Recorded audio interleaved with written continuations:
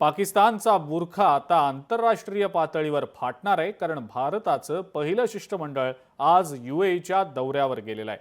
खासदार डॉक्टर श्रीकांत शिंदे यांच्या नेतृत्वात हे शिष्टमंडळ रवाना झालेलं आहे। जगातल्या जवळपास सर्वच देशांना ऑपरेशन सिंदूरच्या यशाची माहिती ही केंद्र सरकारनं नियुक्त केलेली वेगवेगळी शिष्टमंडळ देणार आहेत। पाकिस्तानचा दहशतवादी चेहरा हा जगासमोर आणला जाणार आहे। ह्या सगळ्या देशांमध्ये जिथे आम्ही चाललो आहे तिथे आफ्रिकेचे देश आहेत, ते काही देश जे आहेत ते OIC मध्ये आहेत, म्हणजे UAE आणि सिएरा लिओन। त्याचं एक महत्त्व आहे, जे इस्लामिक नेशन्स एकत्र असतात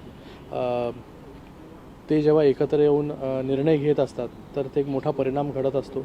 त्याचबरोबर काही देश जे आहेत ते नॉन परमनंट मेंबर्स आहेत UNचे, आणि काही देश पुढच्या वर्षी मेंबर्स जे आहेत ते UNचे होणार आहेत। आणि ह्या सगळ्या देशांमध्ये आम्ही जिथे चाललो आहे त्याचा इन्फ्लुएन्स देखील आजूबाजूच्या आफ्रिकेच्या देशांवरती असणार आहे। तर भविष्यामध्ये भारतासाठी हे सगळे देश हे भारताच्या बरोबर उभे राहिले पाहिजे आणि त्यांना खरा चेहरा जो आहे तो पाकिस्तानचा कळाला पाहिजे, याच्यासाठी हे डेलिगेशन जे आहे त्या आज वेगवेगळ्या देशांमध्ये जात आहे।